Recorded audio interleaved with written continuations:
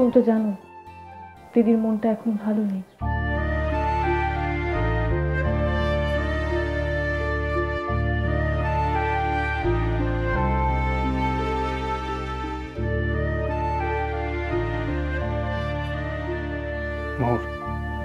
ওর এই কথাগুলো আর বলো না। আমি এগুলো নিয়ে ভাবতে পারছি না। আমি সত্যিই ভাবতে পারছি না যে ঈশানদার নেই। আমি তোমার দিদিকে এভাবে আর দেখতে পাচ্ছি না। আমি জানি এই সময় এই বাড়িতে আসা উচিত, দিদির পাশে দাঁড়ানো উচিত, থাকা উচিত, কিন্তু সত্যি কথা বলতে আমার এই বাড়িতে আসতে ভালো লাগে না। বিশ্বাস করো, দিদি যতদিন না নর্মাল লাইফে ফিরছে ততদিন আমি কিছুতেই এই বাড়িতে কমফোর্টেবল ফিল করতে পারবো না। আর সেই জন্য আমি তোমাকে বারবার চলে যেতে বলছি। নিজের পরীক্ষার জন্য আমি এখানে এসেছি, আর তার মধ্যে দিদির সঙ্গে এত বড় একটা ঘটনা ঘটলো। এখন যদি আমি স্বার্থপরের মতো চলে যাই, আমার জন্য তো একটু স্বার্থপর হতে হবে না। এখানে যদি তোমাদের মা না থাকতেন তাহলে আমি তোমাকে জোর করতাম না, বলতাম না। বাবার তো চলে যাওয়ার কথা, আর বাবা এখানে থাকলে দিদির আরো খারাপ লাগবে। অদ্ভুত একটা মানুষ। ভেবেছিলাম এতদিন উনি চেঞ্জ হয়ে যাবে, না উনি কিচ্ছু চেঞ্জ হন। যেরকম মানুষটা ছিলেন ঠিক সেরকমই এখনো মানুষটা আছে। মেয়েদের মাথার উপর যখনই কোনো পুরুষ অভিভাবক না থাকে তখনই ওনার মনে হয় যে সেই মেয়েটা অরক্ষিত। অবশ্য আমার সাথে উনি কিছু বলার সাহস পান না। উনি জানেন ভালো করে জানেন যে আমি ওনার কোনো কথাই শুনবো না।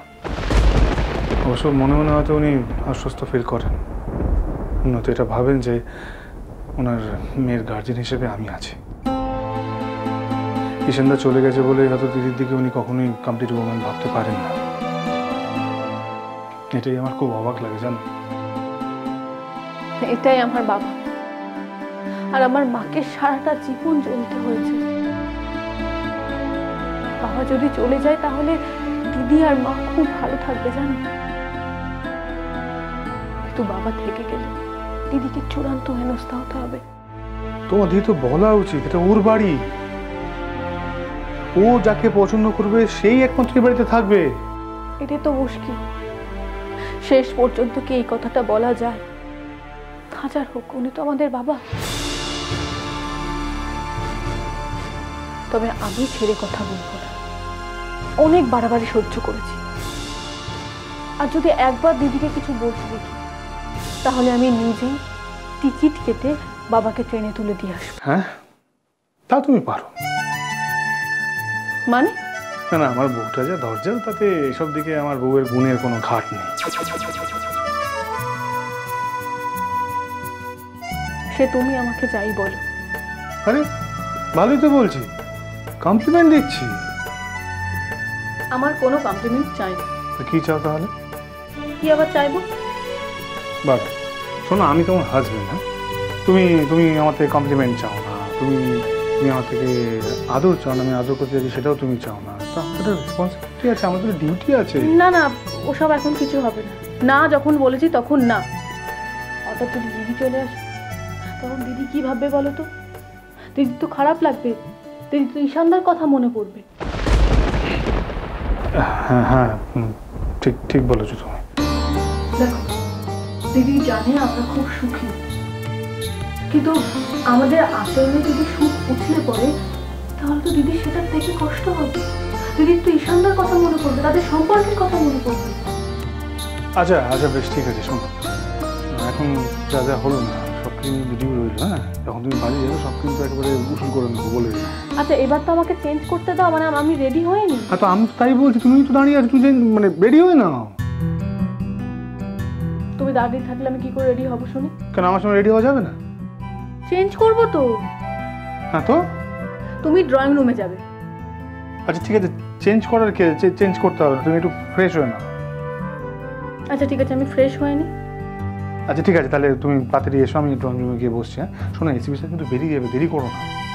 আচ্ছা 5 মিনিট। ঠিক আছে।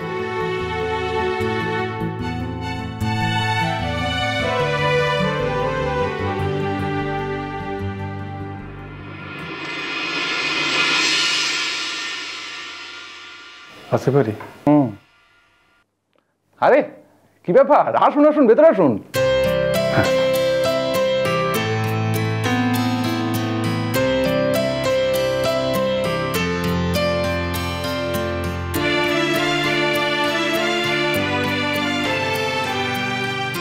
আমি আসলে ভাবছিলাম বেশ কিছুদিন ধরে যে একবার ঘুরে আসবো, তারপর এই কাজের ব্যস্ততা যা হয় আর কি।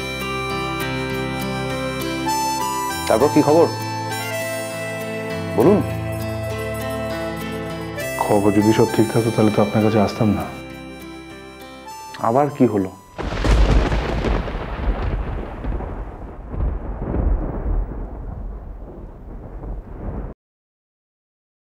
কি হয়েছে মোর? আবার কোনো প্রবলেম? প্রবলেম তো একটা চলছে, আর সেটা আপনি জানেন। রিপোর্টটা পাওয়া গেছে। তাই নাকি? কি আছে রিপোর্টে?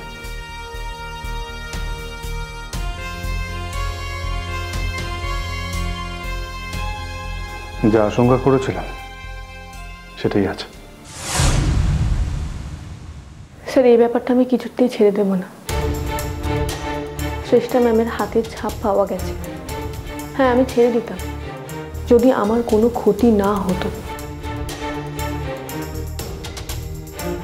কিন্তু আমার তো ক্ষতি হয়েই গেছে। 3 ঘন্টার পরীক্ষা আমাকে 1 ঘন্টায় দিতে হয়েছে। আমি সেই পরীক্ষাটা মন মতো দিতে পারিনি। আর তার থেকেও বড় কথা, আমি একটা ট্রমার মধ্যে চলে গেছিলাম। এই বিক্ষিপ্ত অবস্থার মধ্যে যাওয়ার তো কোনো কথা ছিল না আমার। এত অপমানিত হওয়ারও তো কোনো কথা ছিল না আমার। এত হিউমিলেশন আর এত কিছুর উত্তর একটাই স্যার, আমি এটার প্রতিবিধান চাই। যাক, তবু তুমি কিছু চেয়েছো। তোমাকে বহুদিন ধরেই বোঝাবার চেষ্টা করেছি আমি, অন্যায় যে করে আর অন্যায় যে সহে দুজনে সমান অপরাধী। ফাইনালি তুমি বুঝতে পেরেছো এবং অন্যায়ের প্রতিবাদ করতে চাইছো যে কোনো একটা শাস্তি হোক, সেটা ইম্পর্টেন্ট।